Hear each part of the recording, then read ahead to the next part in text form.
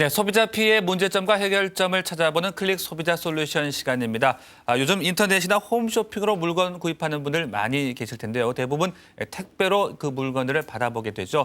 이렇다 보니까 택배 물건이 손상되거나 문제가 생겨서 피해를 보는 경우가 늘고 있다고 합니다. 그래서 오늘은 택배 서비스와 관련된 피해 내용과 대처 방법까지 자세하게 알아보겠습니다. 도움 말씀 주시기 위해서 한국소비자원 분쟁조정국 서비스팀의 송성덕 차장님 나와 계십니다. 안녕하십니까?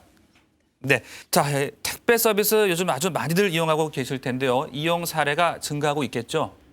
네, 그 택배 서비스는 전자상거래 활성화에 따른 그 운송 물량의 증가로 시장 규모가 확대되고 있는데요. 네. 그 바로 문 앞에까지 그 배달해주는 편리성과 또 그 도시는 물론 농촌까지 그 배달이 가능하기 때문에 이용이 크게 늘어나고 있습니다. 그 국내에 그 택배 회사는 약 150여 개로 추정이 되는데요. 네. 2009년 기준 그 택배 관련 시장 규모는 업계 추산 자료를 볼 때 약 그 3조 101억 원으로 집계되고 있습니다. 네, 편리하다 보니까 참 아주 많은 분들께서 택배 서비스를 이용을 하고 계신데요. 이렇게 증가하고 있는 만큼 또 소비자 피해도 급증하고 있겠습니다.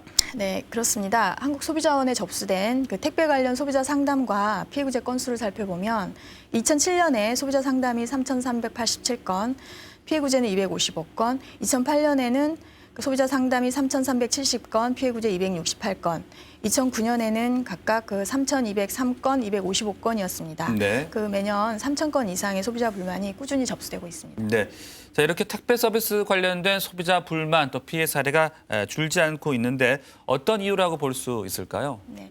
그 전화나 인터넷으로 택배를 의뢰하는 과정에서 그 약관의 중요한 설명이 누락되는 경우가 많고요. 또 운송물의 그 파손 분실 시 그 운송장의 필수사항 기재 누락을 이유로 네. 그 사업자들이 그 적정 보상을 거절함으로써 소비자 피해가 많이 발생하고 있는 것으로 보입니다. 네.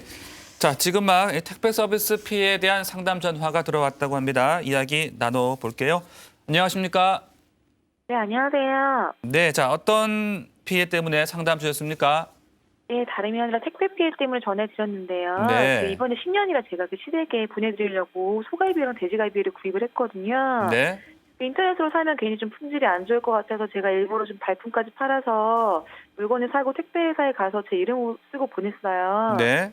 근데 그 택배 그 운송장을 작성하는 와중에 그 택배사 직원이 운송장에 물품량을 기재하는데 거기에 채소라고 적더라고요. 아, 예. 제가 거기를 왜 이렇게 채소라고 적느냐고 물어보니까 어차피 뭐 같은 음식이라 상관이 없다면서 그 음식 물품에 같이 섞여서 배송되는 거라서 뭐 그냥 통일로 해서 채소로 적어도 된다고 하더라고요. 네.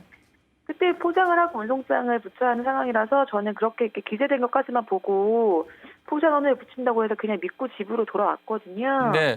그럼 채소라고 적고 택배를 보내신 걸까요? 네, 그렇죠. 저도 그게 미심쩍어서 계속 물어봤더니 네. 뭐 다음날 도착하니까 걱정하지 말라면서 이렇게 송장 번호도 다 적어주셨어요. 인터넷으로 확인하니까 뭐 택배도 잘 가고 있는 것 같아서 다행이다 싶었는데 다음날 점심때쯤에 그 시어머님께서 전화가 왔는데 저한테 이게 뭘 보냈냐고 역정을 내시는 거예요. 그래서 네. 제가 소갈비랑 돼지갈비 세트를 보냈다고 하니까 갈비는 무슨 갈비냐면 땅콩이랑 호두가 한가득 왔다는 거예요. 아, 예, 예. 그래서 너무 황당해서 좀 그럴 리가 없다고 하고 일단 전화를 끊고 그 택배 회사에 전화를 했는데 계속 통화 중이라서 연락이 연결이 안 되더라고요. 예. 갈비가 아니고 이 땅콩과 호두가 들어있다고 하니까 참 황당한 경우가 될 텐데 택배 회사랑 통화는 해보셨고요? 네, 계속 고객이 통화 중이어서 통화가 연결이 안 되다가 한 5일이 지나서 겨우 통화 연결이 됐는데 네. 제가 상황을 얘기하고 막 따지니까 그 송장번호를 알려달라고 하셔서 제가 확인해봤더니 알려주고 그쪽에서 확인해봤더니 자기네들은 맞게 보냈다고 딱 잡아떼는 거예요. 그래서 저도 제 입장을 말하니까 우리 택배회사에서는 그게 접수되고 간 게 벌써 며칠이 지났는데 이제 와서 그런 말 하냐고 그런 식으로 나오고 네. 또 제가 그 택배회사에서 채소라고 쓰고 운송장을 붙이지 않은 상태에서 집에 왔는데 그것 때문에 잘못 붙여서 배송이 된 게 아니냐고 하니까 그럼 처음에 쓸 때 육류라고 기재하게 하지 왜 채소라고 쓰게 동의를 했냐고 저한테 막 도리를 내는 거예요. 네. 갈비 세트 2개 합쳐서 30만 원 정도 넘게 들었는데 뭐 받아보기는커녕 택배회사에서는 나몰라라 하고 시댁에서는 시부모님도 좀 역정 내시고 이럴 경우 제가 택배회사에서 부담을 받을 수 있는지 궁금해서 연락을 드렸거든요. 네. 자, 처음에 이제 채소라고 운송장을 기재한 것이 조금 마음에 걸리긴 하고요. 자, 이럴 경우 택배 회사의 책임을 물을 수가 있을까요? 네, 많은 분들이 택배를 보내실 때 운송장을 제대로 작성하지 않아 좀 피해를 보시게 되는데요. 네. 상담자분의 경우도 그런 것 같습니다. 물론 상담자분께서 운송장의 내용을 정확하게 기재를 해달라고 요청을 하셨다면 좋았겠지만 어쨌든 택배회사 직원이 괜찮다면서 안심을 시켰기 때문에 더 이상 이의를 제기하시지 않은 것 같은데요. 하지만 택배회사 직원에게 물품 내용을 고지했음에도 직원이 임의로 채소라고 기재를 한 것이므로 택배회사에 손해배상 책임을 물을 수 있습니다. 네, 택배 회사에 보상을 요구하려면 어떤 절차를 밟아야 될까요? 네, 우선 운송장을 작성한 택배회사 직원으로부터 상담자분이 정확하게 물품 내용을 고지를 했고 그 직원이 그 내용을 인지하고 있었다는 내용의 진술을 확보하셔야 할 거고요. 네. 그다음에 택배회사에 물품 구입 영수증을 제시하고 보상을 요구해야 합니다. 네. 이제 당시에 기재했던 택배회사 직원이 나는 그런 적이 없다, 진술을 거부한다면 어떻게 해야 될까요? 이제 그렇게 된다면 이제 갈비 세트를 운송 의뢰했다는 입증 자료가 없다면 네. 일단 배상받기는 좀 어려울 것 같습니다. 아, 그렇습니까? 이제 당시에 이제 아무리 주장을 해도 이제 직원은 괜찮다고 했었습니다만은 좀 그것을 명확하게 정확하게 적었더라면 훨씬 더 용이해질 수가 있었겠습니다. 네, 그렇습니다. 예, 답변 잘 듣고 계셨죠? 네네. 네, 일단 택배회사 직원과 어떤 연락을 좀 취해 보셔서 나는 당시에 정확한 기재를 요구했다, 그런 점을 좀 잘 주장을 해 보시는 게 방법이 되겠습니다. 예, 알겠습니다. 감사합니다. 네, 오늘 답변 참고가 됐으면 좋겠습니다. 네. 네. 자, 이렇게 운송장 작성이 정확하게 잘 되지 않은 바람에 피해를 보는 경우도 있겠습니다. 네. 많은 택배 이용자들이 네. 운송장 작성에 지금 소홀한 것 같습니다. 택배 물품의 운송이 제대로 이루어지지 않아 손해를 입게 되는 경우에 손해배상액의 기준은 운송장에 기재한 물품과 가격이 되겠습니다. 따라서 운송장의 내용을 제대로 기재하지 않으면 분쟁 발생 시 보상을 받지 못할 수도 있습니다. 네, 그러니까 이제 운송장 내용이 정확하게 기재가 됐는지 확실하게 좀 따져 보셔야 될 것 같은데요. 어떤 조치들을 취하는 게 좋을까요? 일단 택배운송장은 택배 운송의 계약 내용을 기재한 서류로서 소비자가 작성하여 사업자에게 전달하도록 택배 표준 약관에 규정되어 있습니다. 네. 따라서 소비자가 직접 운송장의 내용, 특히 운송 물품의 종류와 가격을 정확하게 기재하는 것이 중요합니다. 네. 자, 그리고 이제 택배 물건을 받아봤더니 물건이 좀 파손이 돼 있다라든지 혹은 분실되는 경우도 있는 것 같아요. 이런 경우에 피해 보상은 이루어질 수 있는 겁니까? 이제 먼저 운송물이 멸실된 때에는 네. 운송장에 기재한 운송물 가격을 배상받을 수 있습니다. 그리고 훼손된 때에는 수리가 가능하다면 일단 수리를 받을 수 있고 수리가 불가능한 경우라면 역시 운송장에 기재된 운송물 가액을 보상받을 수 있습니다. 네. 하지만 운송물 가격 배상은 운송장에 가격이 기재되어 있을 경우에 가능한 것이고요. 만일 운송장에 가격이 기재되지 않는 경우라면 손해배상 한도액은 이제 50만 원으로 한도액이 정해져 있는데 네. 그 금액 이하로 받으실 수가 있겠습니다. 네. 그리고 이제 운송물이 훼손되는 경우에도 마찬가지입니다. 네, 마찬가지로 이제 50만 원 정도가 배상 한도액으로 적용이 되나 봅니다. 네, 그렇습니다. 그렇지 않으면 이제 아예 가격이 기재가 돼 있다면 더 많은 금액도 배상받을 수 있는 거고요. 예, 그렇습니다. 예. 자, 그렇다면 이제 운송장의 내용을 정확하게 기재하는 것이 가장 중요하다라는 그런 말씀 쭉 해오고 계셨는데요. 그런데 이 파손 면책을 고지받은 운송물은 배상이 되지 않는다고 또 들었습니다. 어떻게 되는 거죠?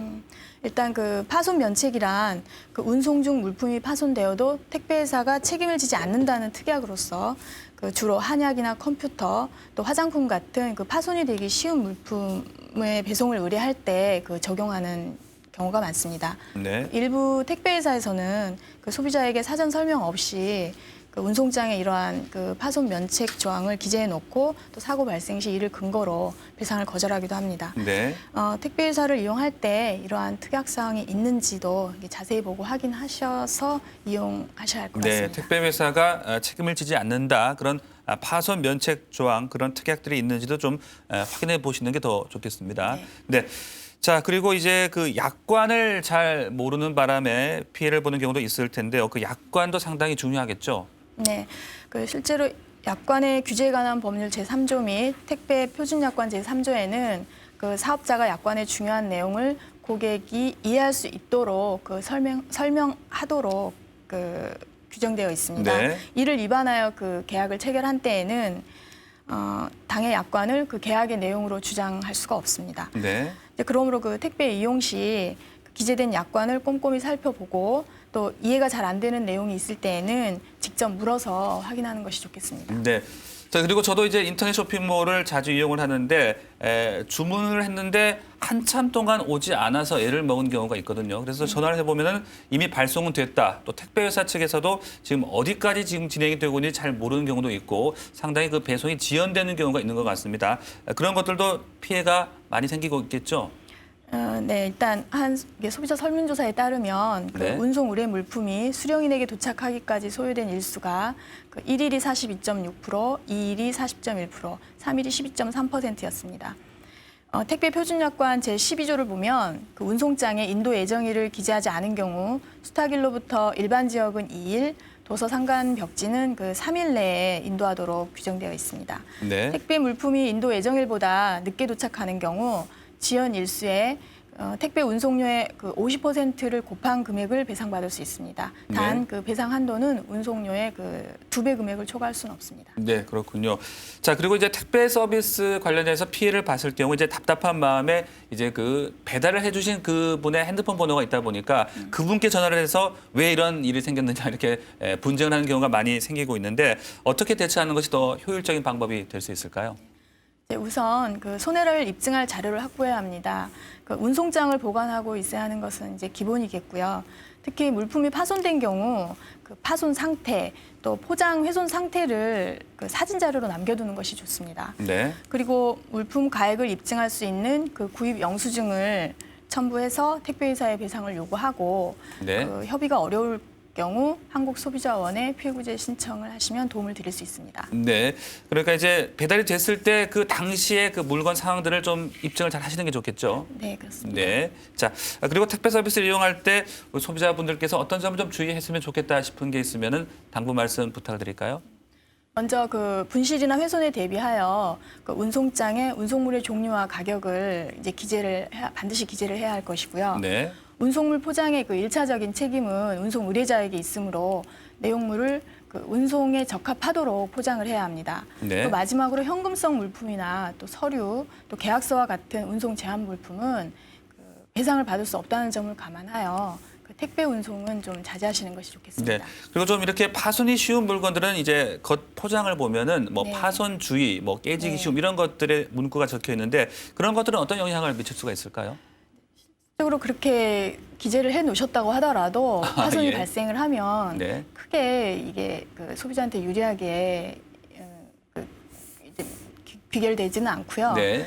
대개는 일단 포장이 실제로 어떠했는지가 좀 네. 더 중요하게 작용합니다. 그 안에 내부 포장이 좀 이제 안전하게 되어 있는지 네, 그렇습니다. 그런 네. 것들을 좀 따져봐야 되겠군요. 네. 네, 알겠습니다. 네, 지금까지 택배 서비스와 관련된 소비자 피해 문제와 대처법 그리고 주의 방법까지 자세하게 알아봤습니다. 오늘 도움 말씀 주신 한국소비자원의 송성덕 차장님 도움 말씀 고맙습니다. 끝까지 함께해 주신 여러분 고맙습니다.